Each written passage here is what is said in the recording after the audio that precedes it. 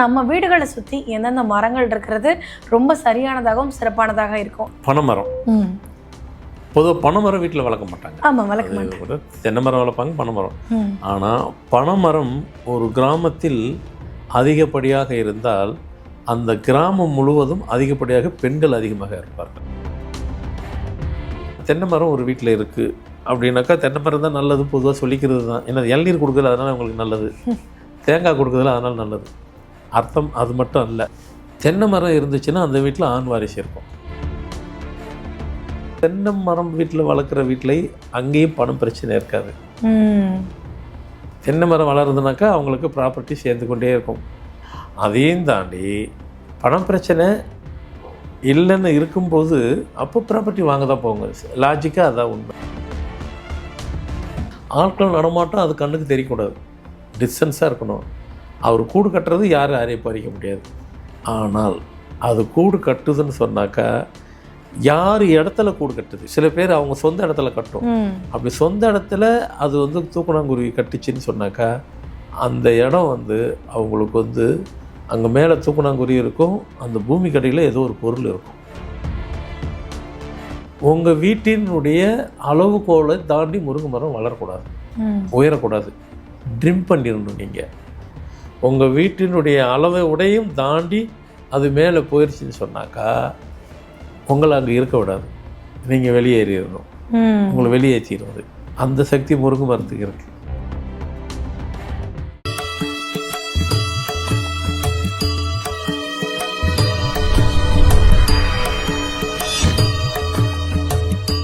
Format numerology நேயர்களுக்கு நர்மதாவின் அன்பான வணக்கம்.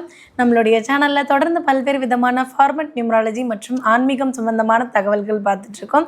அந்த வகையில் இன்றைக்கி நம்ம பார்க்க போகிற இந்த ஒரு பதிவில் வீட்டை சுற்றி என்ன மாதிரியான மரம் வளர்க்குறது சிறப்பானதாக இருக்கும், அந்த மரங்கள் என்ன மாதிரியான நன்மைகளை நமக்கு கொண்டு வந்து கொடுக்கும் அப்படின்றத பற்றின தெளிவான விளக்கம் கொடுக்கறதுக்காக நம்ம கூட இன்றைக்கி ஃபார்மட் நியூமராலஜியினுடைய தந்தை டாக்டர் மகா தனசேகர் ராஜா அவர்கள் இணைஞ்சிருக்கிறாங்க. வணக்கம் சார்.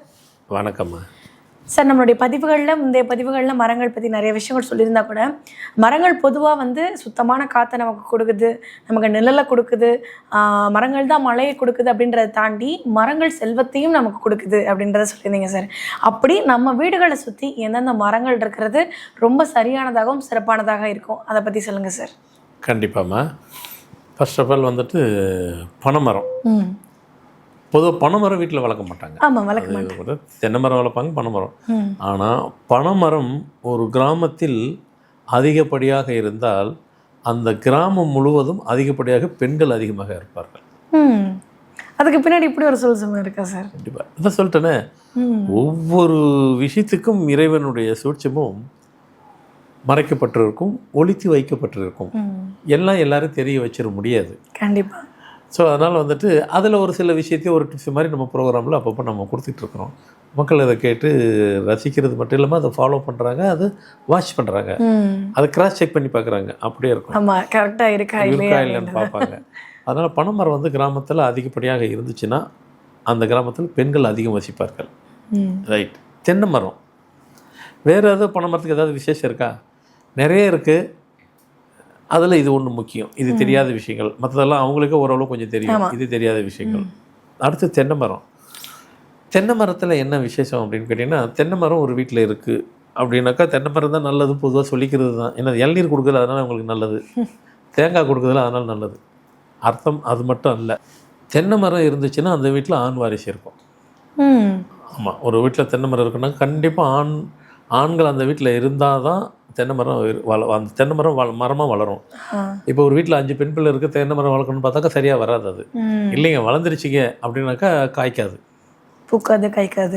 அது ஏன்னாக்கா ஆண் வாரிசு இருக்கணும் அதுக்கு. அப்போ தென்னை மரத்தை வச்சாவே ஆண் வாரிசு வந்துடும், அதில் ஒன்றும் டவுட் கிடையாது. ஒரு இதுக்காக சொல்ல வரேன்.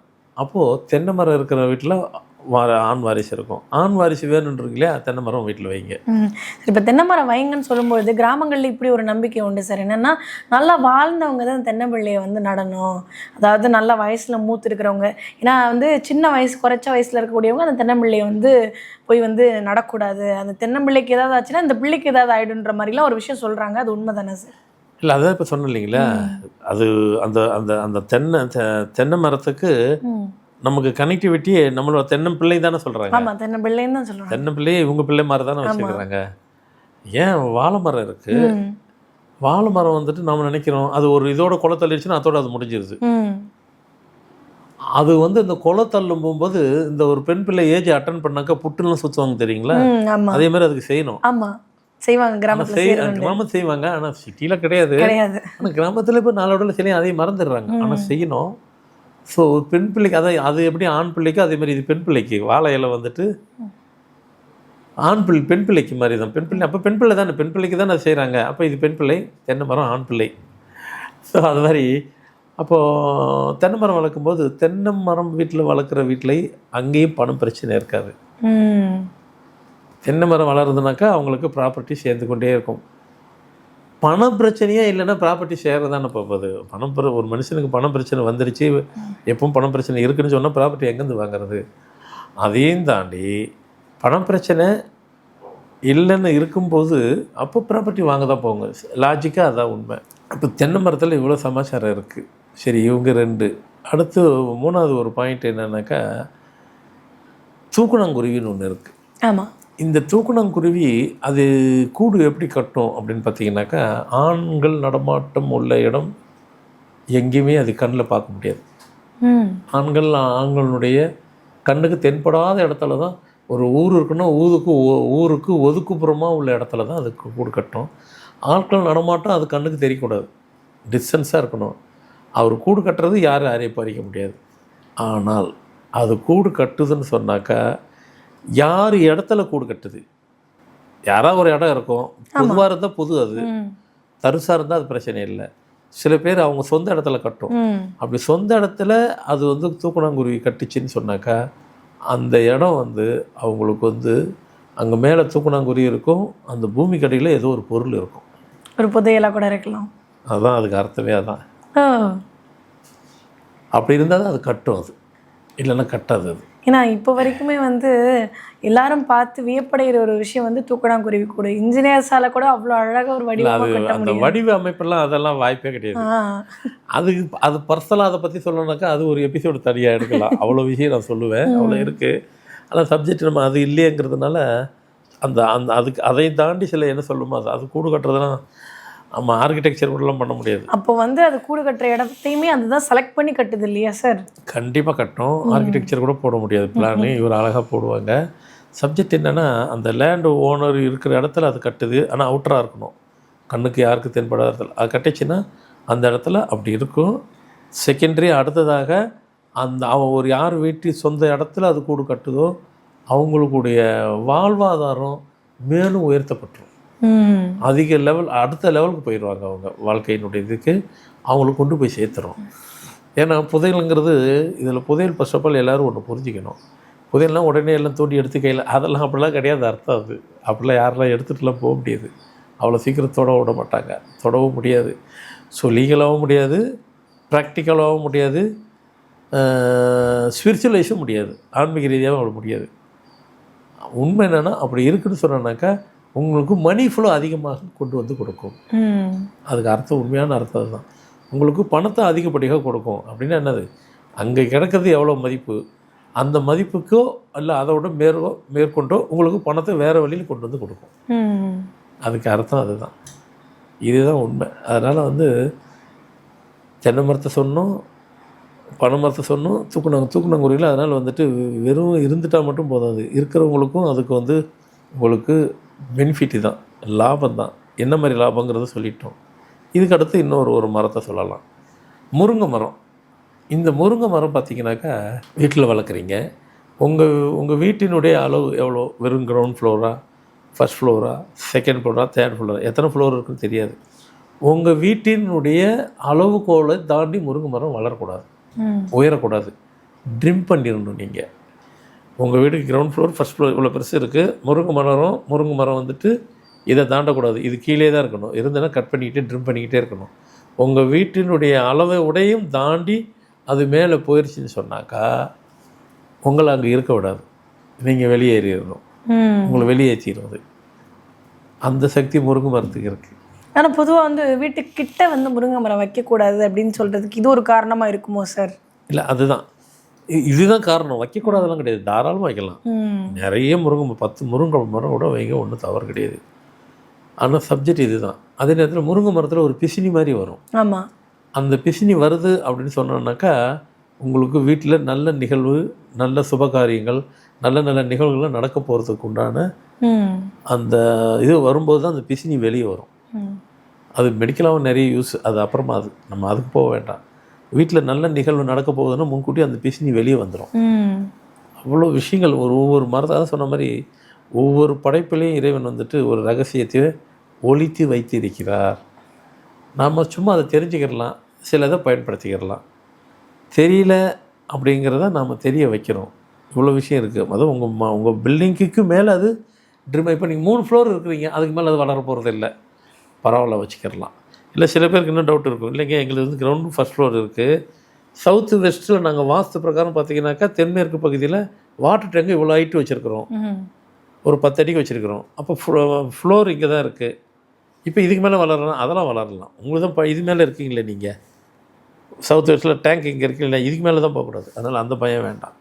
ஏன்னா சில பேருக்கு பேசிட்டு இதுக்கப்புறம் போட்டு பார்த்துட்டு ஒரு வாட்டி 2-3 வாட்டி பார்த்து இவர் இவ்வளோ தான் சொன்னார், அது அந்த மதில் சேவலுக்கு மேலே போகக்கூடாது.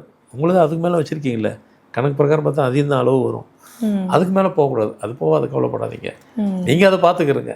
ஸோ முருங்கை மரத்துக்கு அப்படி இருக்குது, பவர் இருக்குன்றீங்க. இப்போ வந்து அதே நேரத்தில் முருங்கை மரத்தில் வந்து அந்த காலத்தில் நம்ம சின்ன வயசில் சொல்லும் பொழுது இந்த வேதாளம் முருங்கை மரத்தில் தான் இருக்கும், நெகட்டிவாக இருக்கக்கூடிய அந்த ஸ்பிரிட்டெல்லாம் வந்துட்டு நெகட்டிவாக இருக்கக்கூடிய அந்த சாத்தான்கள்லாம் வந்து முருங்கை மரத்தில் தான் குடியிருக்கும் அப்படின்ற மாதிரிலாம் சொல்லும் பொழுது அதனாலே நிறைய பேர் வீட்டுக்கிட்ட இருந்த முருங்கை மரத்தெல்லாம் வெட்டினதெல்லாம் நான் பார்த்துருக்கேன் சார். அப்படி இருக்கும்போது அந்த மாதிரி ஏதாவது ஒரு விஷயங்கள் அதில் இருக்கா சார்? அதுக்கு தான் நல்லா நீங்கள் எடுத்து கொடுத்தீங்க, எனக்கு சொல்கிறதுக்கு ஈஸியாக போயிடுச்சு. நம்மளுடைய முன்னோர்கள்லாம் எங்கே இருப்பாங்கன்னு நினைக்கிறீங்க? மரத்துலேயும் இருப்பார்கள். ஆமாங்க, முன்னோர்கள் வந்துட்டு இதெல்லாம் இதாகிட்டாங்க, சாமி ஆகிட்டாங்க. அப்போது அவங்களுடைய சோல் எங்கே இருக்கும்? சுற்றி தானே வரும். எங்கே போகும்? அது உடம்பு தான் இல்லை, சோல் சுற்றும் தானே. அது ஏதாவது ஒரு இடத்துல ஐக்கியமாகணும் இல்லையா? அதிகமாக அவங்க இருக்கிற இடம் மரத்தில் தான் இருப்பாங்க. நீங்கள் நல்ல மரமாக வீட்டில் வளர்த்தீங்கன்னு வைங்களேன், அந்த மரத்துக்குள்ளே இருப்பாங்க. இவங்க நீங்கள் கேட்ட மாதிரி முருங்கை மரத்துலேயும் இருப்பாங்க. அது நம்ம வீட்டினுடைய முன்னோர்கள். அதுக்கு நான் இப்படி சொன்னால் நீங்கள் புரிய வரும். நீங்கள் திருப்பதி கோயிலுக்கு போனீங்கன்னா அங்கே குளம் இருக்கும் பார்த்தீங்களா, 2 மரம் இருக்கும் குளத்தை அப்படி. ஆனால் இப்போ அது ஃபுல்லாக, ஏன்னா அது முதல்ல தெரியாமல் இருந்தது. அப்புறமா என்ன மாதிரி ஆளுங்க யாரும் சொல்லி நானே இது வரைக்கும் நிறைய, ஏன்னா 30-40 வருஷமாக இருக்கிறோம், சில 30 வருஷத்துக்கு முன்னாடியே அந்த சப்ஜெக்டை சொல்லியிருக்கிறேன். திருப்பதி கோயில் குளத்திலேயே வந்து 2 மரம் இருக்கும். அந்த 2 மரம் என்னது? மரம் இல்லை, 2 பேர் ரிஷி. நீங்கள் எல்லோரும் மரம்னா வெறும் மரமாக நினச்சிக்கிட்டு இருக்கீங்க. சிலது வந்து ரிஷிகள் மரமாகவும் இருப்பார்கள். நம்மளுடைய முன்னோர்கள் மரத்திலையும் குடியிருப்பார்கள். நம்ம கிராமத்தில் சில விஷயங்கள்லாம் ஒரு சின்ன அடைய கொஞ்சம் மாறி இருந்ததுனாவே அது மாதிரி நீங்கள் சொன்ன மாதிரி அது வந்துடுச்சு, இது வந்துச்சு, முருங்கை மரத்தில் தான் வேதாளம் ஏறிடுச்சு. அந்த முன்னோர்கள் இருக்கிறது அவங்க வீட்டு முன்னோர்கள் தான் இருப்பாங்க, அவங்க பக்கத்து வீட்டு முன்னோர்கள் இருப்பாங்க. யார் வீட்டில் இருக்கோ அவங்களது. அதை வந்து அவங்க தவறாக நினச்சிருப்பாங்க. முன்னோர்கள் இருக்கிற இடமே மரம் தான். அதனால தான் வீட்டுக்கு மரம் எதுக்காக வளர்க்குறீங்களோ இல்லைங்களோ, உங்கள் வீட்டு முன்னோர்கள் உங்கள் வீட்டிலே இருக்கிறதுக்கு நீங்கள் உங்கள் வீட்டில் ஒரு மரத்தை வளர்த்தினா அங்கே இருப்பாங்க. அதுக்கு தான் மரம் வளர்க்க சொல்கிறது. அதனால் வந்துட்டு நமக்கு காற்று வருது, நிழல் கிடைக்குதுங்கிறதையும் தாண்டி முன்னோர்கள் வசிக்கிற இடம் மரம் தான். அதனால் மரம் வளர்க்குறது இதுக்கு தான். அதனால் அவங்க நினைக்கிற மாதிரி அப்படிலாம் கிடையாது. அவங்க அதில் இருப்பாங்க. நம்மளுடைய சில விஷயங்கள் நமக்கு அது வேறுபடும் போது மாறுபடும் போது அது இருக்குமோன்னு நினச்சிக்கிறோம். அதெல்லாம் கிடையாது. முன்னோர்கள் தான் இருக்கிறாங்க. நல்ல தகவல் நீங்களே குறுக்க கேட்டீங்க, நல்லதாக போயிடுச்சு.